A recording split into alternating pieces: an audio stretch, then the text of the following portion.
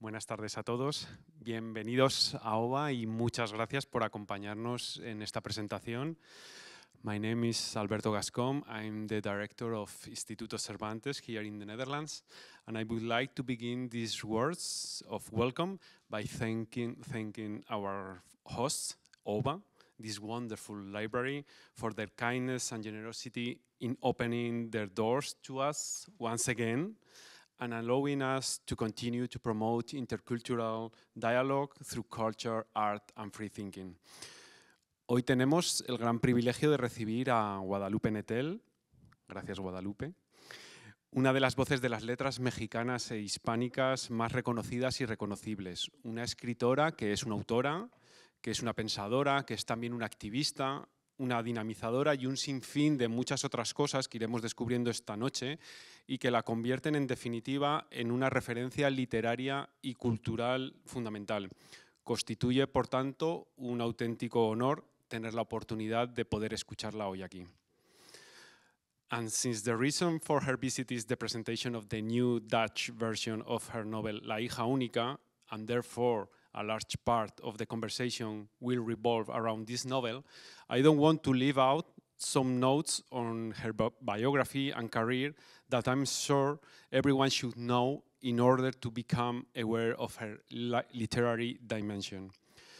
Guadalupe es doctora en Ciencias del Lenguaje y autora de varias decenas de obras entre ensayos, cuentos y novelas. Entre ellos destacan Los Diavagantes, la ya mencionada La hija única, El huésped, Después del invierno, El cuerpo en que nací y El matrimonio de los peces rojos, entre otros. Su obra ha sido traducida a más de 20 idiomas, ha obtenido premios y reconocimientos internacionales como el Premio Ralde y Anna Segers, entre otros, y ha colaborado y sigue haciéndolo con las más importantes revistas y suplementos literarios, tanto hispanohablantes como francófonos. Además, tiene un doctorado en la Escuela de Altos Estudios en Ciencias Sociales de París y es directora de la revista cultural más longeva del continente americano, la revista de la Universidad Autónoma de México, con más de 160.000 lectores registrados. I think you have an idea of the size of our guest, so I'll stop here so as not to take up more time in the conversation, which will be moderated by the Dutch journalist, writer and literary critic Juwerte Mertens. Excuse me, I'm so bad. I would also like to thank Nike and Van Dietmar, the publishing house, for translating and editing this book, for taking an interest in peripheral literature in an environment monopolized by the Anglo-Saxon world. Y muchas gracias de nuevo a todos ustedes por su presencia. Por favor, no dejen de acudir a eventos como este y de interesarse por la cultura, las letras, el arte y todo aquello que nos haga mejorar esta sociedad, venga de donde venga y hable el idioma que hable. Pero si lo hacen en lengua española, por favor, diríjanse al Instituto Cervantes y a sus actividades y estaremos encantados de conversar. Thank you again and enjoy the event.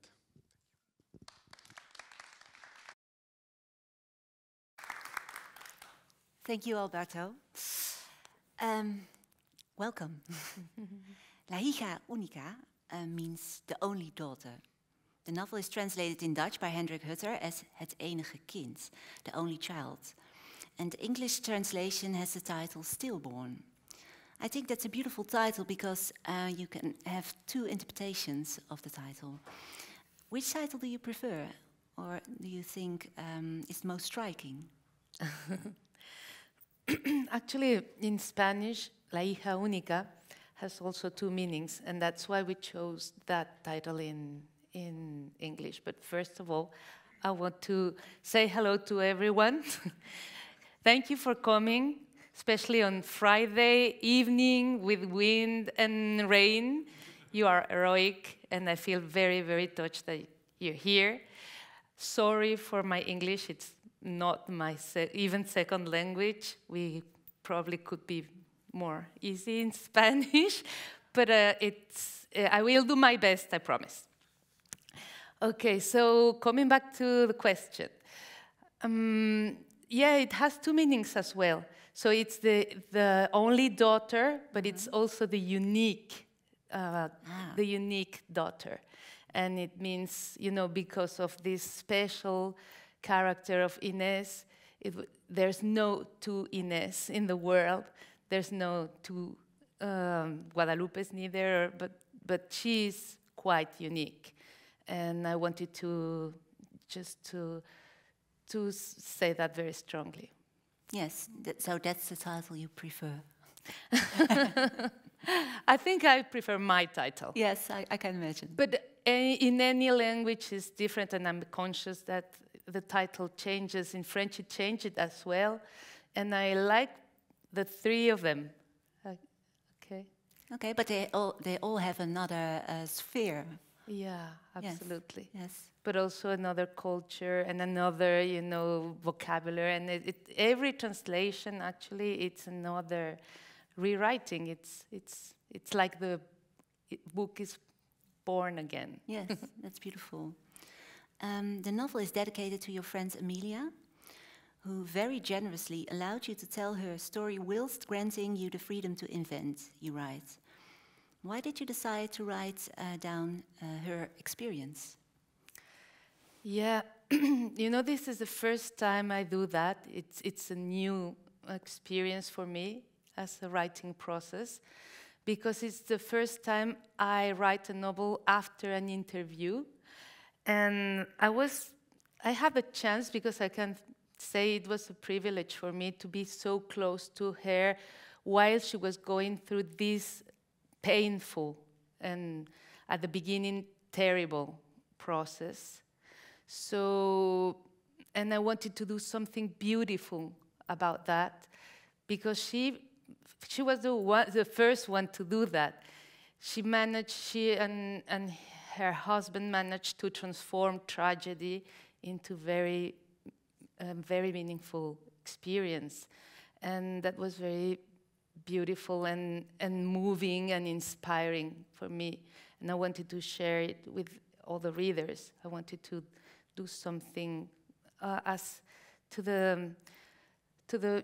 beautiful as what they've done with their lives, actually. Yes. For the people who haven't read the book yet, the experience Guadalupe is referring to is that her friend has gotten a child that is disabled, very severe handicapped.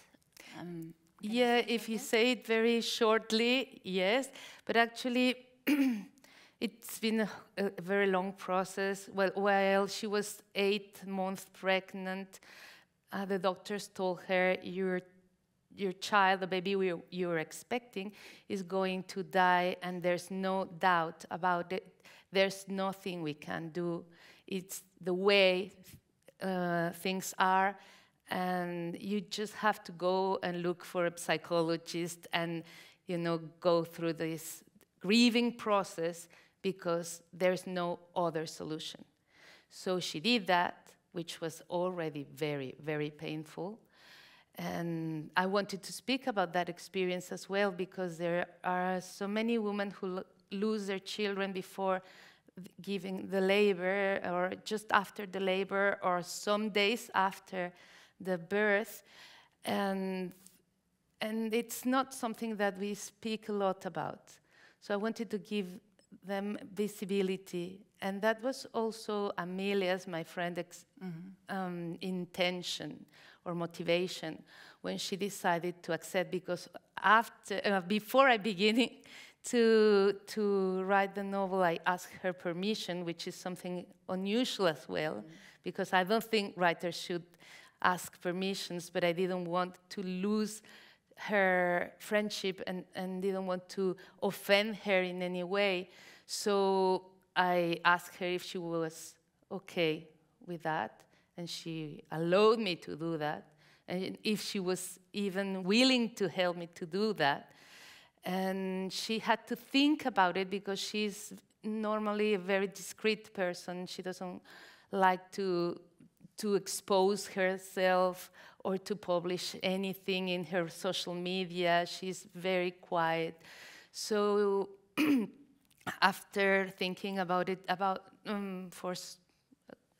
would say 3 weeks or maybe 1 month, she decided to do that because she wanted to give visibility to families like her. And yes, as you said before, just after the birth, the doctors absolutely changed their diagnosis, and they said, you know, your daughter is not going to die, at least not today. Maybe in 1 week or maybe in 2 years, nobody knows. For sure she's not going to last a lot, but she won't be able to see or to hear anything or to have a single thought. She will never be able to move or communicate, and just go to your place. But she's healthy. The only thing we can say, she's healthy.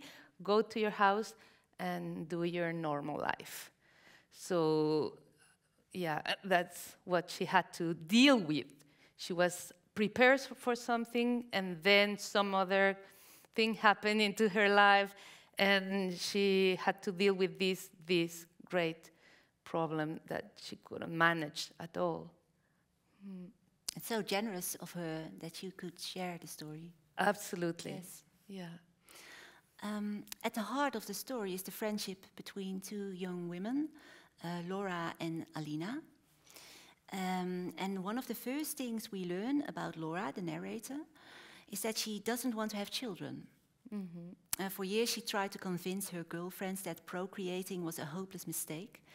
And she says, I told them that children, no matter how sweet and loving they were, would always represent a limit on their freedom, an economic burden, not to mention the physical and emotional cost they bring about. Do you think Laura's ideas are exceptional? No, I think there are a lot of women, and more, it's more and more common, that decide not to have children, but that is not, even today, on the 21st century, not so well accepted, first of all, by families and also society. They think there's a problem, they're suspected to have a trauma or to be selfish or things like that. So they're always asking them, why don't you want to have children? It's like they just can't figure out that decision or the reasons why, while to men, nobody asks them why they don't want to have children. So it's quite, I wanted to speak about that because I think that these women are not enough represented in literature yet. And it's important too to give them a voice. And I like Laura's character is quite fun for me, funny. She's very vehement and she's very passionate about the matter. She's not against children, she likes children, but she just, she's not very disturbed by children, but she's not interested in giving up her life. Just, she doesn't agree with the way we raise children in this society. Yes, and perhaps you can tell us a little bit more about what choices young Mexican women nowadays do make when it comes to having children. How common is it among women from around 30 not wanting to have children? More and more. I mean, it's like in Italy, they have the same problem. I mean, it's not a problem, the same condition. Before, Italian women were absolutely expected to become mamme italiane. And now, more and more, they decide not to have any. And I think it's the same for Mexicans. In Mexico, it was almost impossible or a trauma for a family if the daughter didn't have. And the mothers don't ask you, are you going to have children? They ask you, when are you going to have children? Hurry up. And probably you had that experience, some of you here, that they were saying, your mothers were saying you that.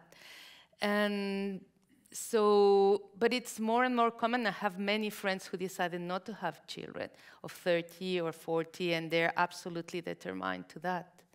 So it's happening more and more. Laura has even had a vasectomy, so we know she's very determined not to have children. In the Netherlands, it's not very common for women to have a vasectomy. The procedure is mostly practiced on men. What is that like in Mexico? Is having a vasectomy more common among women? Vasectomy, you said? Vasectomy? Yes. We just use that word for guys in Mexico, or at least in Spanish. We said harder thumbs, you know, like knot or... Sterilization. Yeah. Yes, yes. So it can happen, it happens, especially after the first birth, or when women don't want to have any more children. But which is uncommon for Laura, is that she does it before having any. Mm-hmm. So it's not so usual, no. Okay. Alina is Laura's best friend.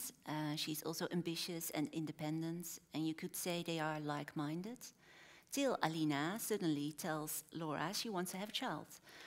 I think that's a situation many young women recognize. It sucks when your girlfriend is pregnant or decides she wants to have children while you are not yet ready, or perhaps never maybe ready. At first it seems to be the end of their friendship, because Laura doesn't seem very interested anymore. But there's a major shift in her mentality. Can you tell us something about what changes in her head? I think what I wanted since the beginning is not to have the reader expecting Laura to change her mind. No. That's why she goes and do this procedure immediately. But I think that even though if you decide not to be a mother, you can have a relationship, a close relationship with another, with a child. And that was the case for her and Nicolas. So, and even if she wasn't willing or very fond of it, she ended up being like a stepmother for a little while, for a short period of time, some months in which Nicolas' mother was unable to take care of him because she was too depressed, because she was going also through a grieving process, another grieving process, because she was scared of the violence and she was very anxious, and because she had a very strong or hard experience behind that she couldn't go through and wasn't able to take care of her own child. She felt that she knows that she loves him, but she can't remember how it feels to love him. And Nicolas is her neighbor. It's the boy next door. So it's a condition that women unfortunately have, since nowadays in our society, which wasn't the case before, women are so lonely raising their children if they don't have a partner. Usually, I mean, if they don't have the mother living with them in the same city, or they lost their mother, they can find themselves absolutely alone and isolated. And what happens to that child? So that's why Laura ends up taking care of him. But it's a very common thing, because nowadays women are very, very lonely, which I wanted to say, because, you know, during the novel, during the writing process, I've been investigating a little bit, doing some research, and how it is to raise cubs or children or in other species, and especially in mammals. In mammals, you won't find a mammal that raises their cubs in solitude unless they are in captivity. So the only mammals you will find raising their cubs alone will be domestic cats or domestic dogs or this kind of mammals. But if you go into nature, they will always be in packs, or at least, you know, dolphins or elephants raise their cub in females groups. And it's an evolutionary strategy that we animals, or we mammals, when discover or found at some point during the evolutionary process. And then we forgot, we lost it. I think after the industrialization, when people went to cities to work on factories and things like that, they leave behind the extended families, and that's how the women ended up having all the burden of raising 3 or 4 or more children alone in a very small house or in a small apartment. And it's the way we raise them still. So I said to myself, we are mammals in captivity. We are in captivity, actually. That's why we're raising like that our children. Yes, you show us something about motherhood, or the ideas we have about motherhood, because a good mother is not, a mother is not always a good caretaker, and a good caretaker is not always a mother. Do you think our ideas about motherhood are narrow-minded? Yeah, I think that our ideas on motherhood are, first of all, related to an idea, you know, like an idea of women as you yourself, you wrote about the Virgin Mary. So Mary is the figure we have in our heads, like the mother being a saint, are the perfect mother, and we should, all of us should compare to her and try to be as good as her. So this ideal is pending on our head, like, you know, Virginia Woolf used to speak about the angel, the home angel, which is always telling you you're not enough, you're not the good wife you should be, you're not the good housekeeping keeper you should be. So we have this, the mothers are always feeling guilty because they're not enough perfect. So that's one of the awful characteristics of raising children nowadays. And we have to get rid of that burden, of psychological at least. And then there are other conditions, like I was saying, like in the novel I said at some point when Inés is born, they will have to register her. So until the moment when the father acknowledged the paternity and accept this paternity, the child is only the mother's child. So no one can oblige the father to give his name to the child, while the mother is obliged to give her name to the child in the first place. So we start from there, and then it goes on and on. You know, like you all know that a mother that decides not to raise the child, or to abandon them, or to just not take care of her responsibilities, seen as a monster, while fathers are. It's not the case for fathers. Yes, but in your novel, the fathers don't get a very big role either. No, in the novel. Okay, yeah, I wanted the father, Aurelio's character, to be more present. Aurelia is the father of Inés' father and Alina's partner, yes. Yes. And since he's got this child with this enormous disability, this neurological condition, everyone is telling him, why don't you leave? Why don't you go away? Why don't you run away? You can, while she can't. So do that. Run for your life.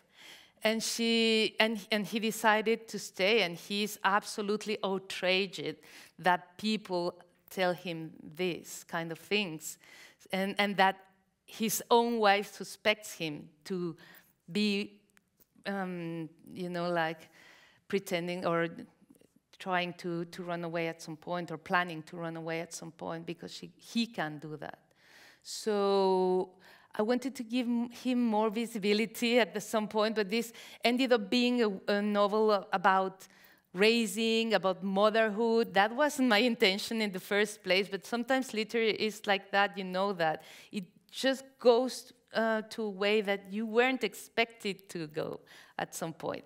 So you just have to leave the thing and conduct you or guide you, and then the novel takes its own shape, and it's also like a child, don't you agree? Isn't it your case? You write as well, so you can tell. Yes, I can imagine, because motherhood is a recurring theme in several stories in the novel. And that was something you didn't expect? It came while you were... Yeah, the only thing I knew at the beginning is that I wanted to tell my friend's story. Yes. So, but it was so overwhelming, too overwhelming for me. And then I started doing or inventing some other stories to accompany that one.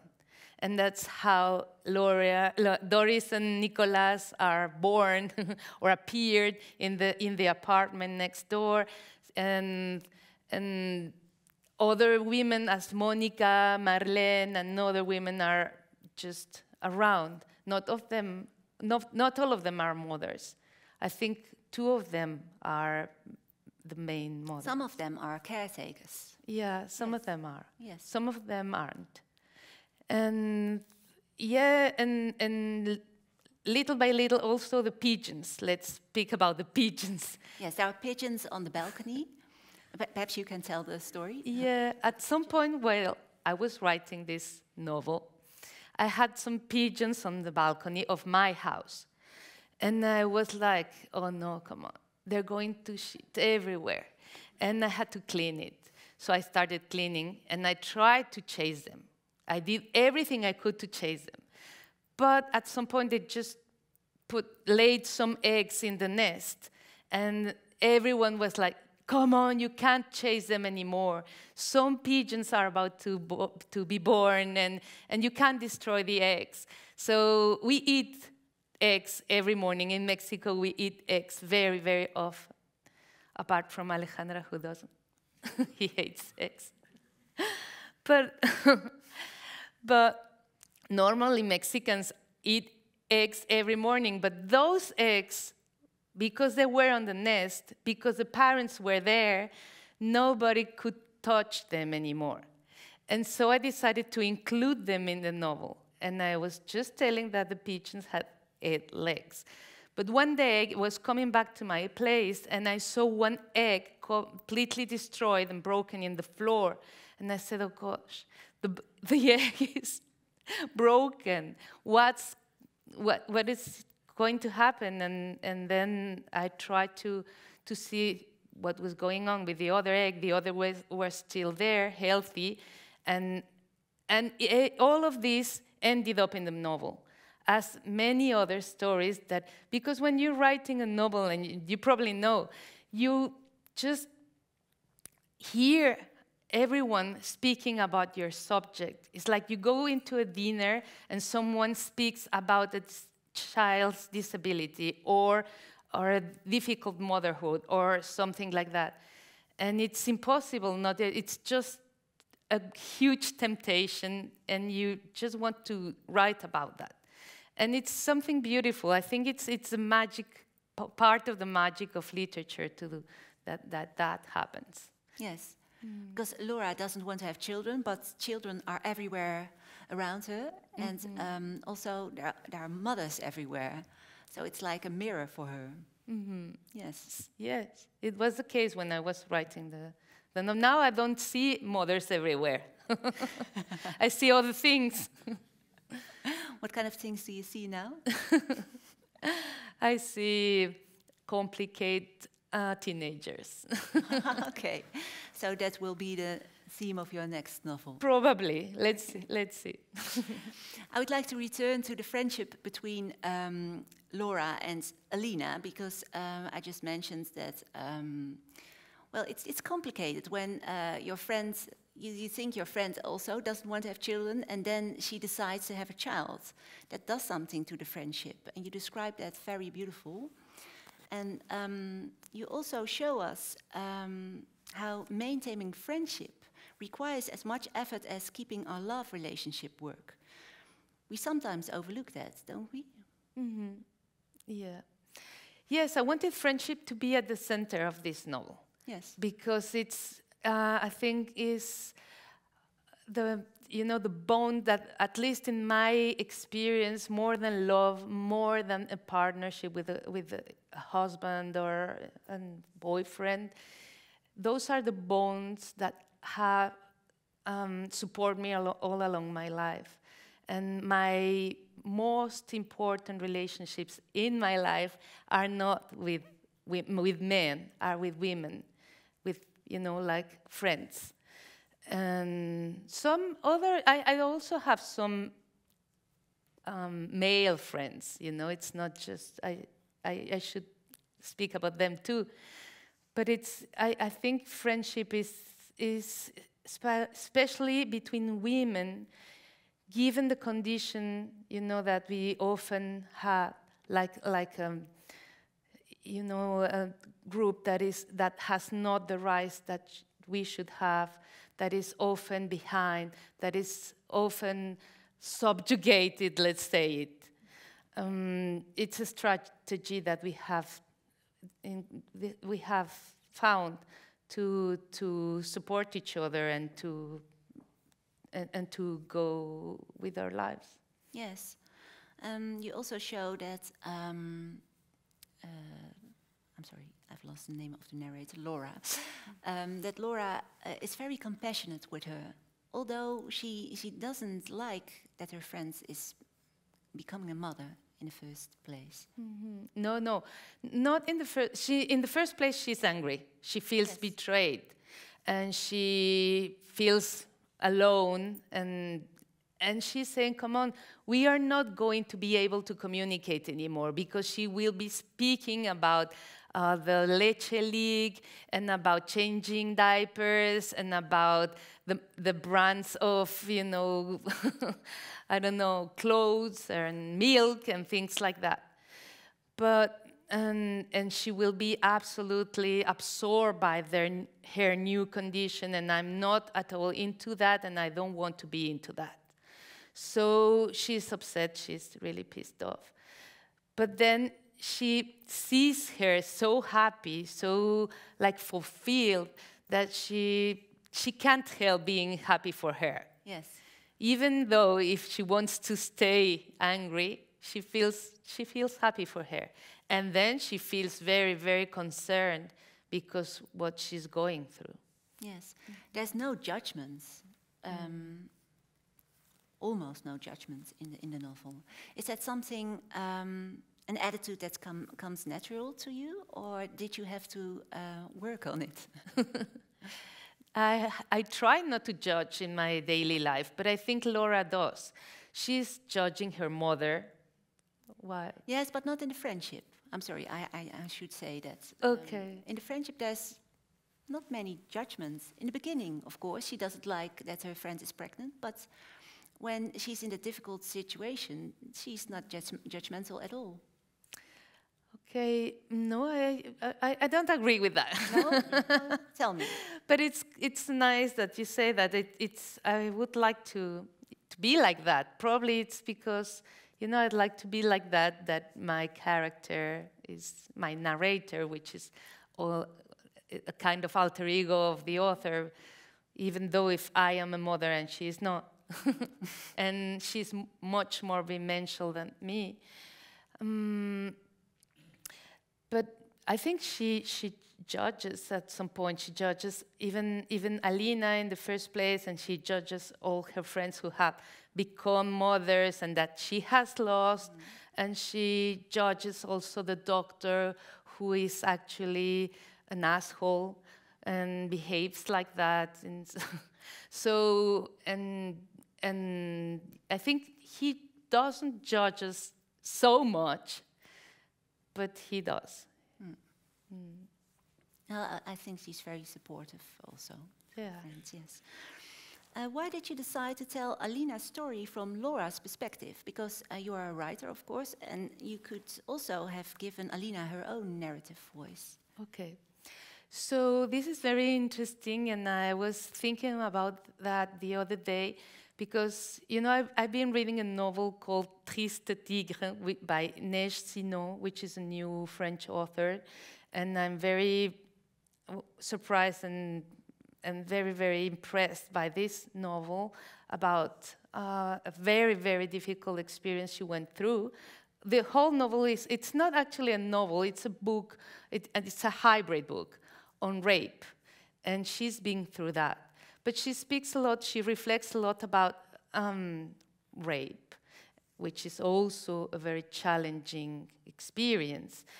And she says, to write a novel, it's better to have some distance, a distance from the main characters who are suffering the whole, you know, plot, and so I think it's important to take some distance, and if the narrator does that, also the reader can do that. Yes. Otherwise, the reader would have been too much, like, overwhelmed by Alina's experience and couldn't have been able to take the distance to reflect on what is going on. And I wanted my reader not just to see the experience, not just to be in Alina's shoes, not just to accompany her and Doris in all their journey, but also to reflect on many, many subjects, like motherhood, like the way we practice it on a daily basis, like the condition of women in Mexico, like violence, domestic violence, and yes, many other subjects. So I think the right narrator for this novel was a friend who could be between two stories.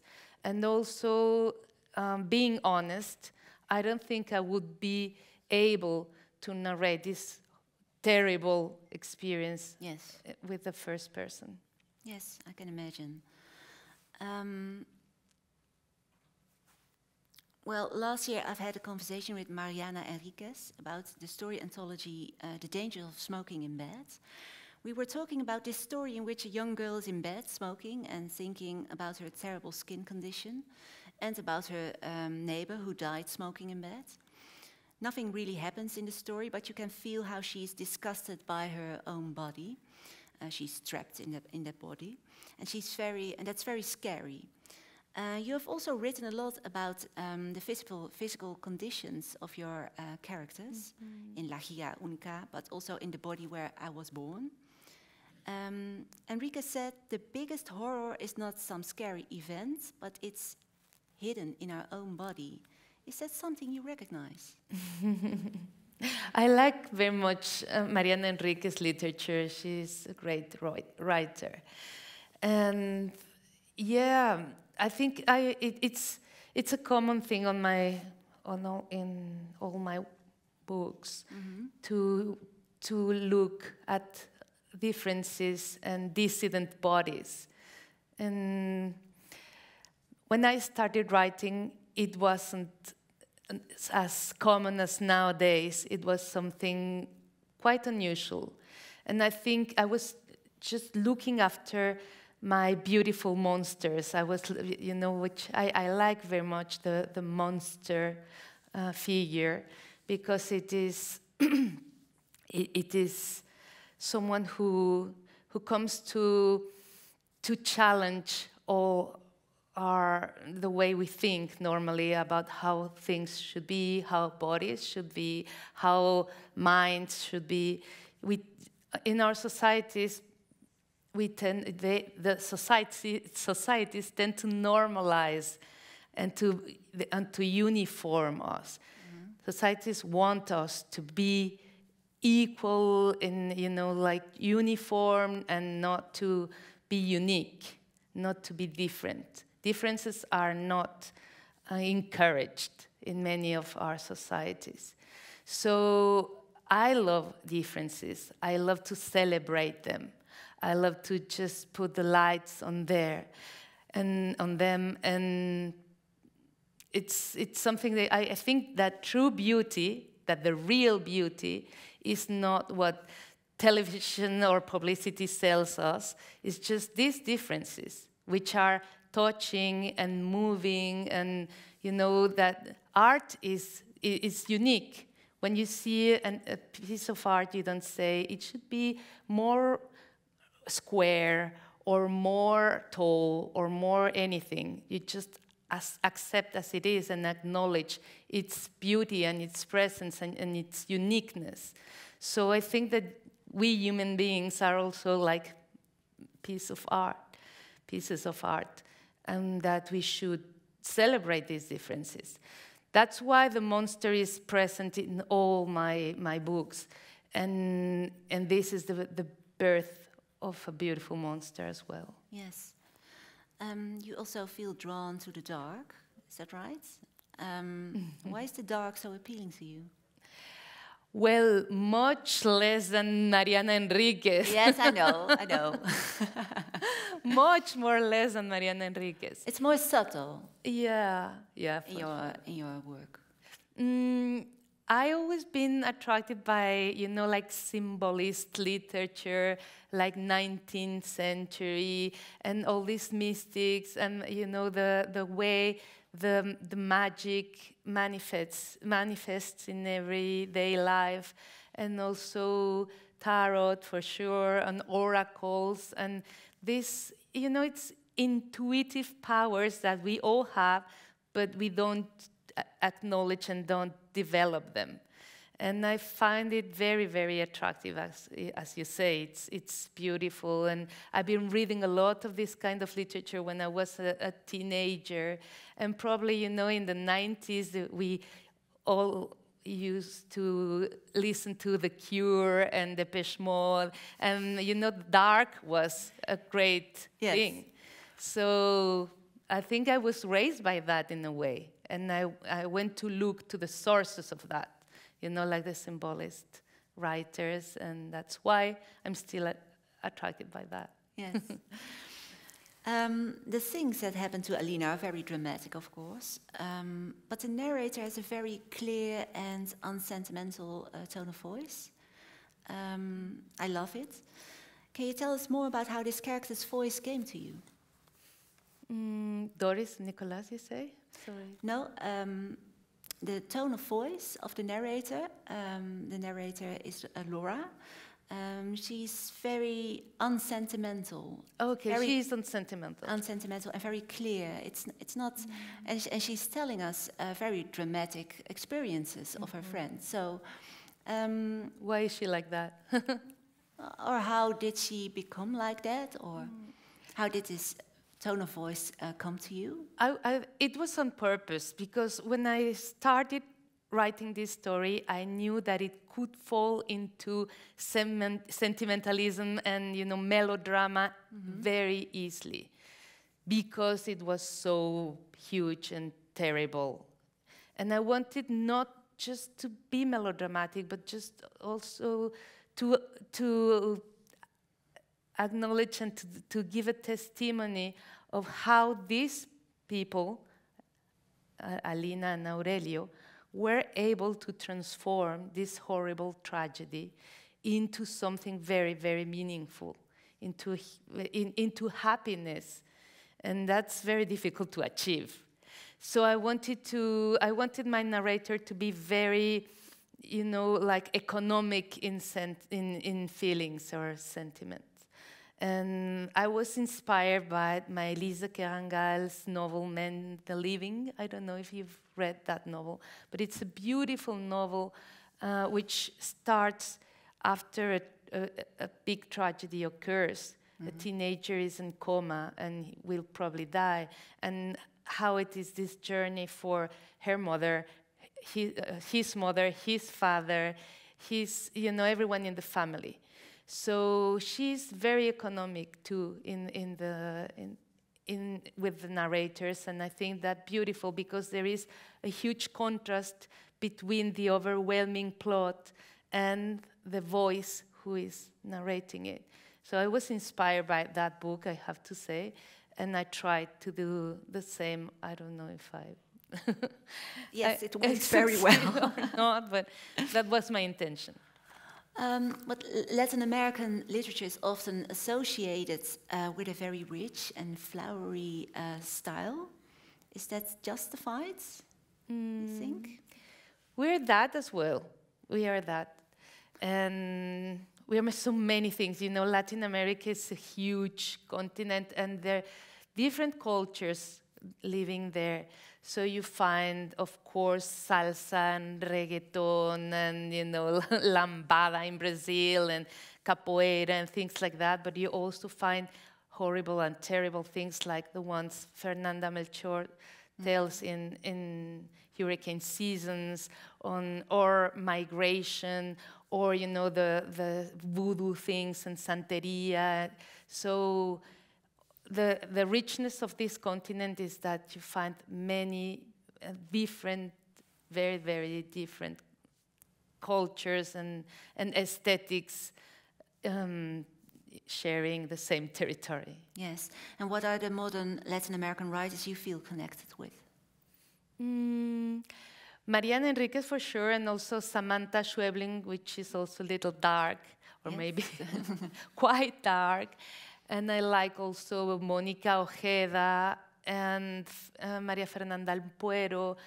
This women writers movement, which some people try to call a boom, but they're not, they don't agree with that, because the boom is something that has already happened.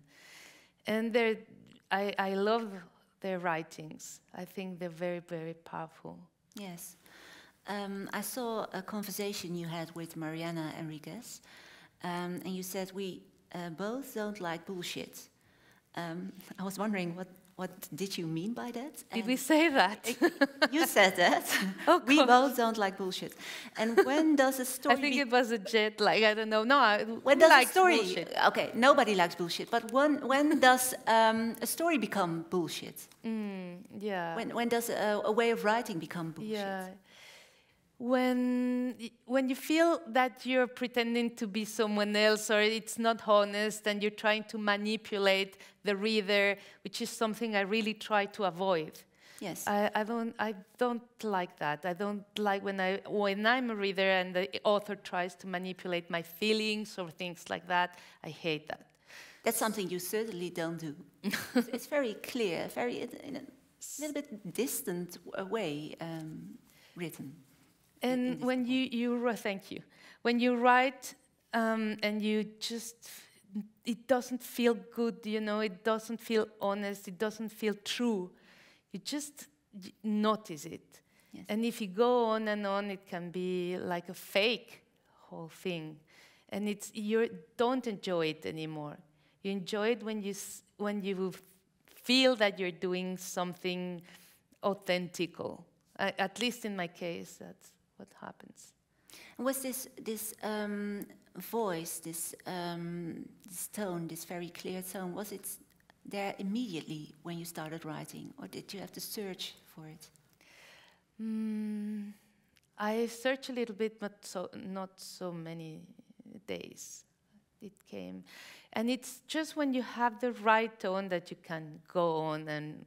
Okay, now have the tone, I can write a novel. Yes. Then you can change a lot of things, like chapters go away, or you add characters or things like that. But the tone is what tells you you're ready. You have the voice. Yes. And tell the story.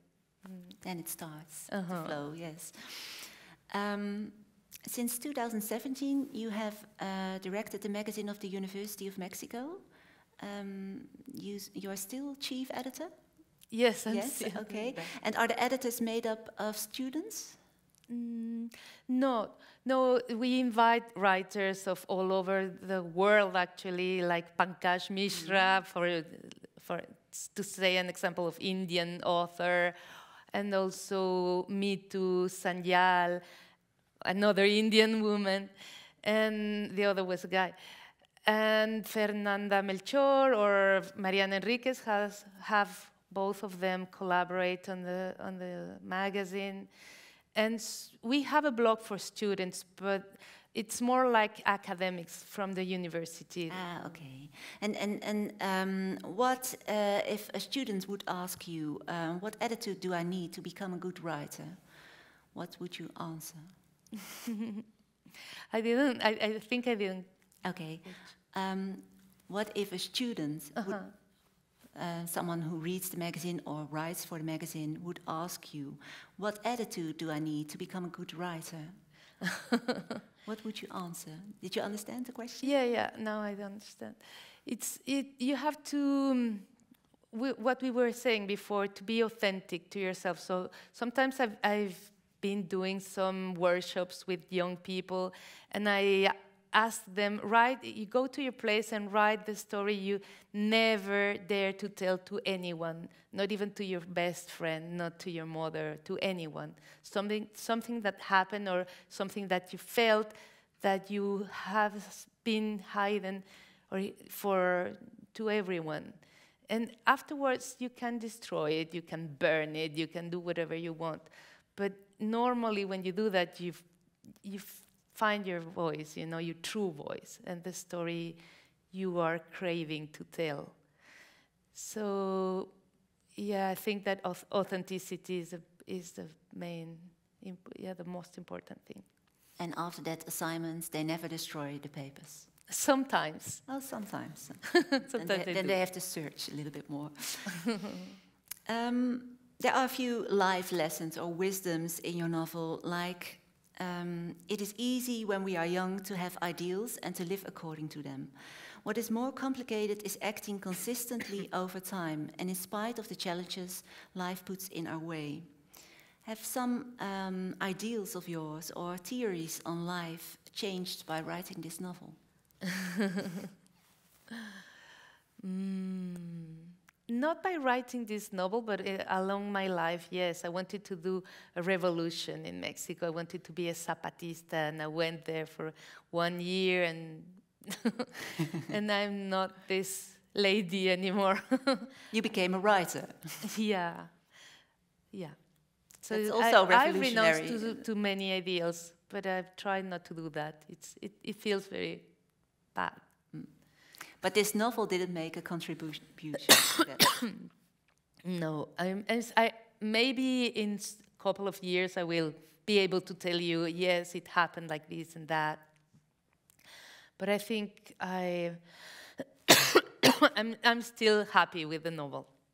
Maybe if I read it again, I will find it awful.